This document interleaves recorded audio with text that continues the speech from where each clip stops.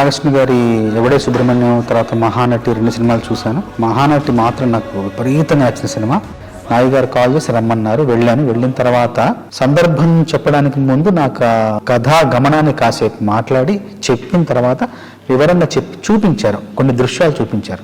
ఆ ఊరిని చూపిస్తూ కాశీలో జరిగే పరిణామాలు కావచ్చు, జరిగే మార్పులు కావచ్చు, జరిగే ఆ జీవన విధానాన్ని అంతా కళ్ళగట్టినట్టు చూపించారు. నాయుడు గారు కూడా స్పష్టంగా చెప్పారు ఏం కావాలి, ఆ సందర్భం యొక్క ఉద్దేశం ఏంటి, ఆ సందర్భంలో తను ఏం చెప్పాలనుకున్నారని చాలా స్పష్టంగా చెప్పారు. చెప్పిన తర్వాత నేను ఆ దృశ్యాన్ని మనసులో పెట్టుకుని వెళ్ళాను. వెళ్ళి ఒక 3 రోజులు శ్రమించి ఆ మొదటి 3 వాక్యాలు ఏదైతే క్లిష్టంగా ఉన్నాయో అది కేవలం ఒక గంట సమయంలో మొత్తం రాసేసి, మిగతా పాట ఇంకొక అరగంటలో రాసేసి మొత్తం 1.5-2 గంటల పాట మొత్తం పూర్తి చేశాను. ఆయన వెళ్ళి కలిసి పాట వినిపించాను.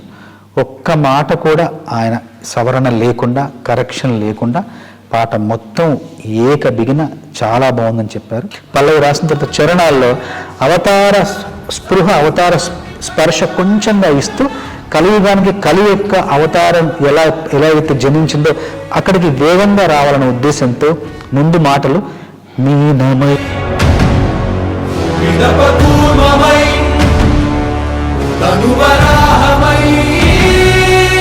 మనకు సాయమై ఎన్నో అద్భుతాలు సృష్టించి మనం పుట్టినప్పటి నుండి చూడలేని, నా జీవితంలో నేను పుట్టినప్పటి నుండి నేను సినిమాల్లో చూడలేని ఎన్నో అద్భుతాలు, ఎన్నో విచిత్రాలు ఈ సినిమాలో చూసే అవకాశం ఈ సినిమా ద్వారా నాకు లభించింది. నాకింత గొప్ప అవకాశాన్ని ఇచ్చిన నాగి గారికి, స్వప్న గారికి, దత్ గారికి మనస్ఫూర్తిగా ధన్యవాదాలు తెలియజేస్తున్నాను.